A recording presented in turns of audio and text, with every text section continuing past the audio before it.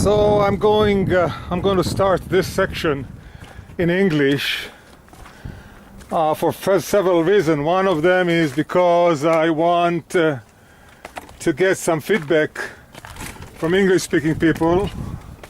Second reason is because, well, these are steep stairs. That's it. We see the top of the tail. Okay. Down here we see the structures. Okay, I keep going, and this is part of spring, yellow spring, and this is a parag, not a kalanite parag, I think. Remnants of yellow blossom, and this is the dramatic moment which to me symbolizes things that I will try to explain in a minute when I talk about what I called the parallelogram of time, which nowadays is accentuated by the fact that the tail represents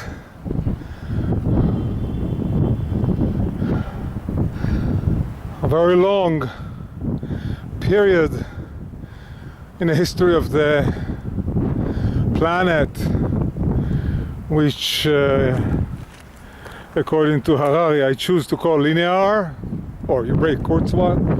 And right behind the peak, over the cliff, over the peak, you get to see where the world is going now, which is, this is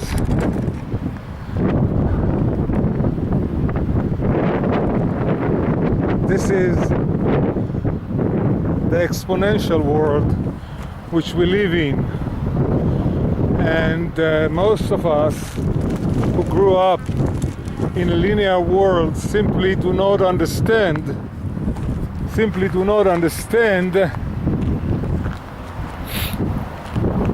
the fundamental difference between linear growth, which is a straight line, and exponential growth, which is an exponential curve, okay, to the end. And somebody asked, I saw a lecture about AI and about this fact and this status or state of the world, and somebody asked the question: you have a jar with a bacteria that multiplies itself every 60 seconds, and you start at 11 o'clock, and by 12 o'clock the jar is full. And the question is, at what time between 11 and 12 is the jar half full? And they gave this question to college graduates, and most of them give an answer like 11:30, 11:45, something in between. Why? Because we are still, I think that 2-3 generations from now that question will be less than trivial. But we are still thinking in terms of linear progression. 1, 2, 3, 4, 5, 6, 7, 8, 9, 10. After 10 you are 10. 2 to the 10th is 1,000. Okay. So, and the curve only goes almost vertically. Okay, hyperbolically. Okay, and there is a big question today. A lot of people argue whether this hyperbolic function can sustain itself. The answer is at 11:59. Most people don't get it. It took the jar to get half filled 59 minutes, and on the 60th minute it multiplied it, and the jar will be doubled at 12 0.01. In 1 minute, that jar, with the bacteria multiplying itself every minute, will be doubled. And that is a growth so fast that we don't understand. It comes from this, because they are building chips and integrated circuits and op-amps and Arduinos and you can another way you can talk about it is by saying, look, the tail is a pyramid, basically. Okay, it's a triangle with a wide base, and the apex is at the top. This is the one half of the Magen David, and I heard a very nice explanation about the Magen David. Is that the whole world understands the first pyramid, the Cheops pyramid, that the American dollar has a pyramid with an all-seeing eye at the top, and it is saying basically that the energy, the force, the potential energy is in the at the ground level, and it sends this energy up to the apex. And the Jew said, yes, that's nice, but you're missing the half of the equation, and that is a pyramid that has its base up in the stratosphere somewhere, in heaven, up, and it sends its vector or tensor or whatever you want to call it is directed down, and it sends its energy down. And here you have that is the spiritual, or the if you want the opposite of corporeal, the opposite of material is spiritual, imaginary. I'm sure I'll find another term. At any rate, that completes the balance of powers in the world, and in a way this represents the apex of the inverted pyramid, because this thing opens. If we go a little higher, you can see it maybe. You see, if I go stand and see a little further, okay? So you can see that this, you hear the noise of Wadi Milek, part of the ancient road that connected Via Maris, the road of the sea, to Valley of Israel, to China, if you want, to Mesopotamia, to Iraq, to wherever they went in old days. But you can see that this thing is growing. It's almost like the apex is here in Yokneam, the bottom of the tail, the bottom of the ancient pyramid, and this thing will grow forever. 50 years from now, they will cut Mount Carmel, they will cut Kiryat Charoshet, and it is all will be one huge Silicon Valley. Okay, so it's important to understand this. At any rate, what I want you, the topic for this little short section is that imagine that you are, these are bands. This is a band of one type of, if you want, information, knowledge, history, concept, philosophy, whatever. And this thing, the end of the tail, Kiryat Charoshet, Kishon, etc., checkpost, the Mediterranean there, Haifa, you don't see it today, it's a smoggy day, kind of, not smog, but Avich, don't know how to say Avich, Avich, Dusty, okay, Dustin Hoffman.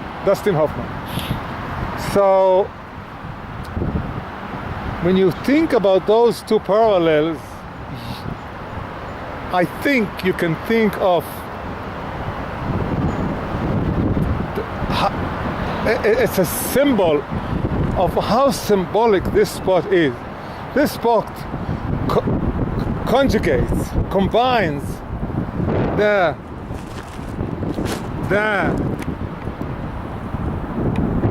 ancient tale with high tech, with artificial intelligence. You're going from organic, if you want, being to inorganic being. You're going from what Yuval Harari calls the ancient isms. Theism, the belief in God. Fascism, the belief in Hitler. Communism, the belief in Marx. Whatever ism you want, okay? Humanism, the belief in Fritz Perls. It's my stupid sense of humor. You know, he had this famous poster, I am in this, I am I and you are you, I am in this world and you are in your world, and if we meet it's fine, if not it can't be helped. Never mind. That was the 60s flower children philosophy. At any rate, this is all linear. And this thing is what the Harari calls dataism. That's the new ism. It's the age of information, and information, unlike all other things, is growing exponentially. And so far, nobody knows where the limit is. Michio Kaku says that it will take 100 years to become, to understand part of the cortex. Ray Kurzweil thinks that in 2050 we will have a Homo Deus, okay?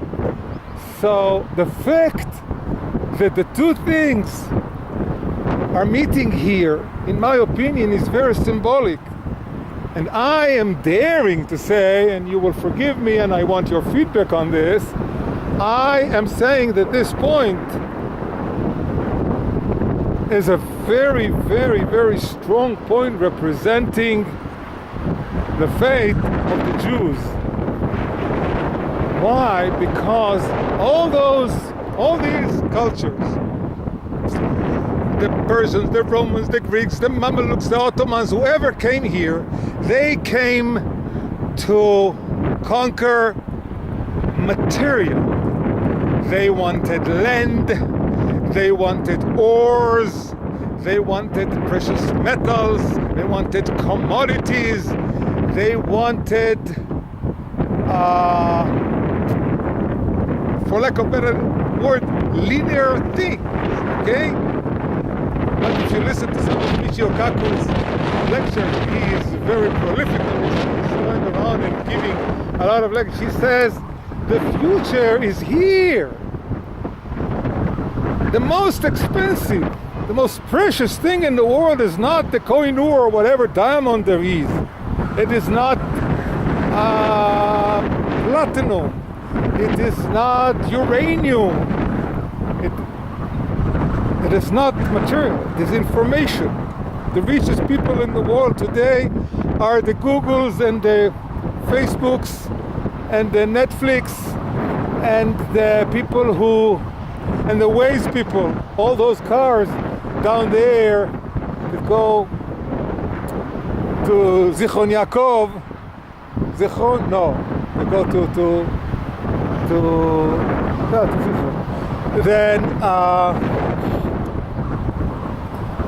they have Waze, and they are very happy with their Waze because it reads the road, but it also reads them. And there are rumors that Waze is selling your particular driving habits. Waze knows exactly where you are at any point, and they store that knowledge, because storage is not a problem anymore, because the size of hardware, according to Moore's law, is still getting lower. We may be reaching Moore's limits because of getting to a size of few atoms. I don't think we can go below atom. But so now they are talking about the three-dimensional storages, whatever. The human mind is something very amazing because it is capable of finding solutions all the time. Now, if Waze is reading your position and your driving habits and they sell it to whoever wants to pay for it, that means that why do you get Waze free? because the information that they gather on you is very, very valuable, okay? So the people who control the information are the Bessemers and the Vanderbilts and the Hugheses of the past, okay? Wealth dwells in information. Well, this is where we are going. This is only growing. This started 1981 around. It's only about today's 2017. We're celebrating 100 years of the end of the Ottoman Empire, okay? Which may be a very important point in time. By the way, they're drilling the mountain. They are continuing Route 6, the highway, the speedway, the tollway that cuts Israel from north to south, right here, and pretty soon we will be able to get to Shlomi, Rosh Hanikra, whatever, okay? And they just inaugurated the Rakevet HaEmek, which goes there. It was built in 1909, 108 years ago, and was dead. And now all of a sudden it rises, and maybe it will move. Instead of 700 trucks going through Allenby Bridge every day, transporting merchandise from Jordan to Haifa port, they will do it in 1 or 2 or 3 trains. At any rate, the fact is that the data is the new religion of the world, because whoever controls the data will be the real God. And even now, Google, what is the title of Google now? Everybody calls him, right? Rabbi Google, okay? Reverend Facebook, Reverend Zuckerberg, whatever. At any rate,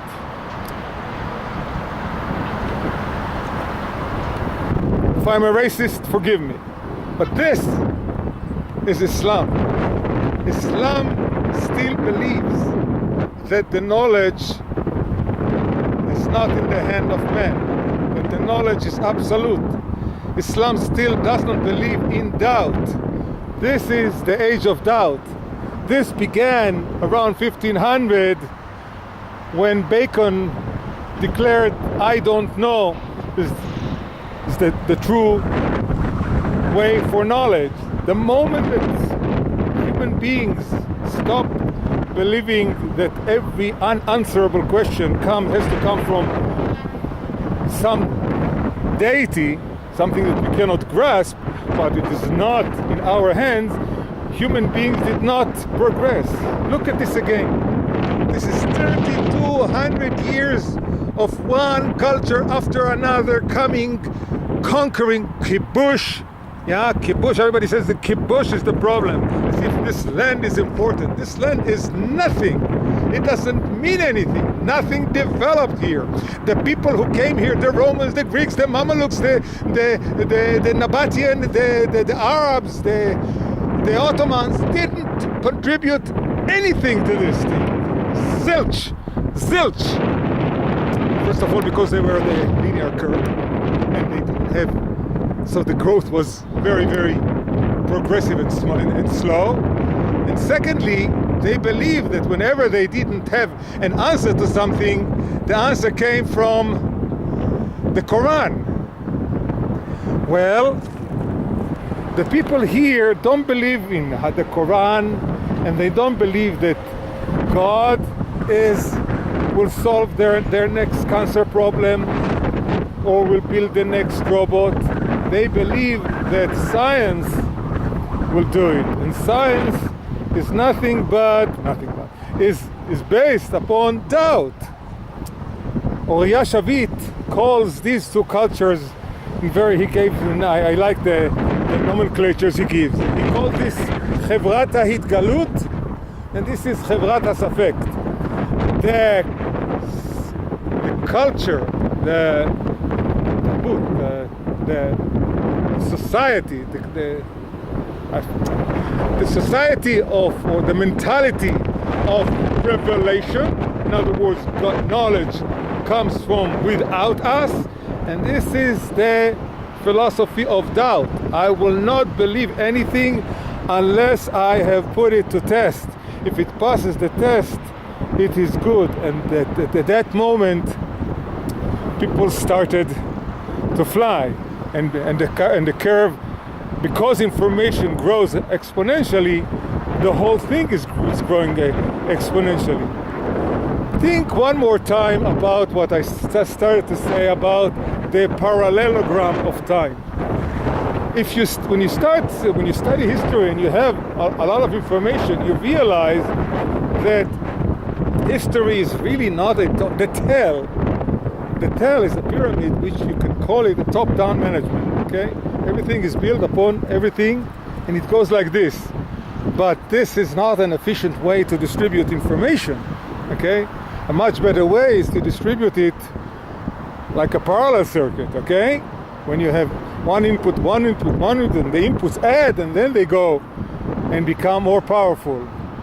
If you think, to give you an example of time, take the year or the decade of 1860.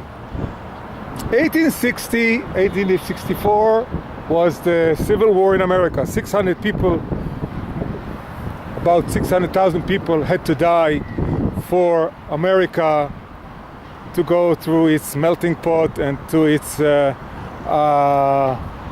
testing, if you want, testing its metal. And after the Civil War, America became United Nations. Okay. At the same year, where so many people and so many bad things happened. Not all of them bad. The movie, The Good, the Bad, and the Ugly, is a very good movie. Okay, but at the same year, at the same decade, Maxwell found his 4 unbelievable equations that that connected electron and magnetism. Lewis Carroll wrote Alice in Wonderland, and basically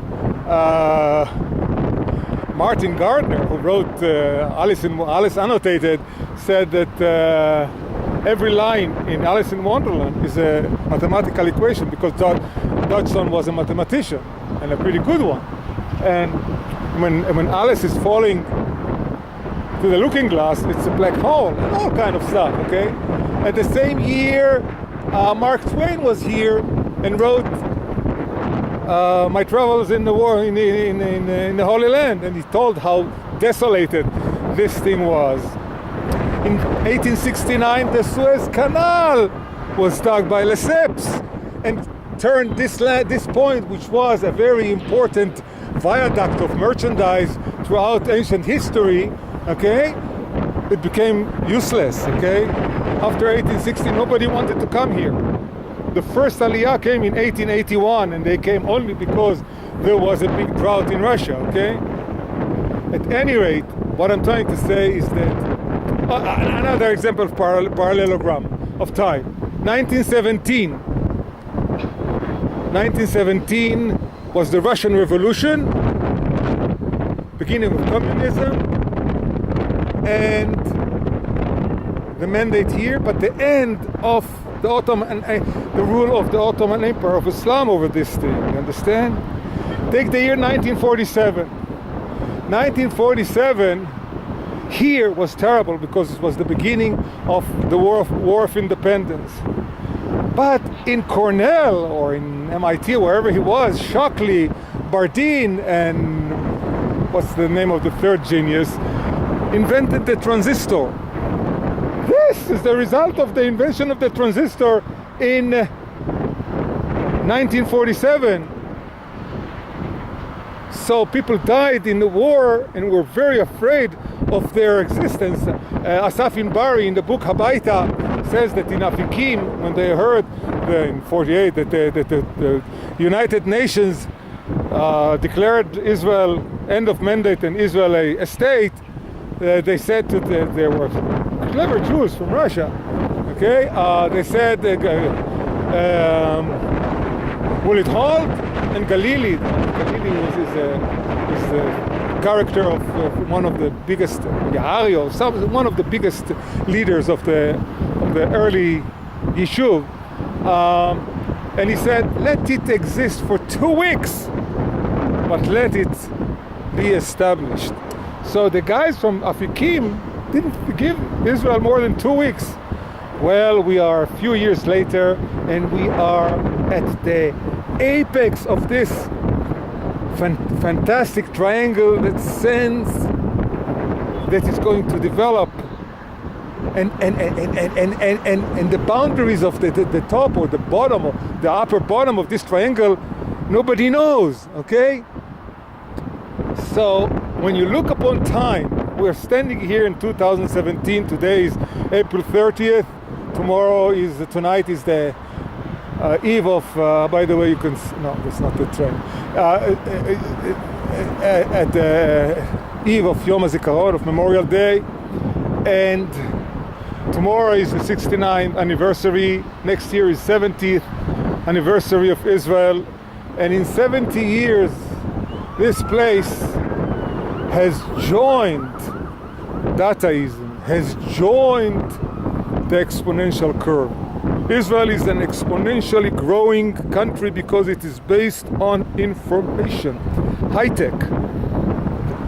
The Arabs who claimed the land, who said, we will get every piece. Just today, the Palestinians announced that they will not rest until every square centimeters or square inch, if you want, of Israel will come to the rightful owners of Islam that created this greatness. But they are missing the train, because this train is going exponentially and they are going linearly, and the distance at every point between the linear curve and the exponential curve is only growing. So what Abba Evan said many years ago, that the Arabs never miss an opportunity to miss an opportunity, you see it right here. The Arabs still think that by killing Jews because they are Jews, or frightening the world, terrorism and things like that, that they are going to achieve anything. They are missing the point, because these people, they don't need land. Their power is between their temples. Melanox can get up tomorrow and go to Austria or to Australia or to Palo Alto. Palo Alto is a little bit expensive today, okay? They don't care about the land. Commodity countries are failing, are becoming unimportant. Knowledge is the secret of the future. In front of you, you have. This is why I'm standing here and I'm having goosebumps, because I don't know many points on Earth where you can really see the combination of ancient history. This goes back about 5,000 years. If you go to Shara Golan, you have the remnants of the Yarmukites. They think that they were there 7,000 years ago. Okay, so this is the past, and this is the future, and they meet right at this juncture, and I think this is fantastic. Bye.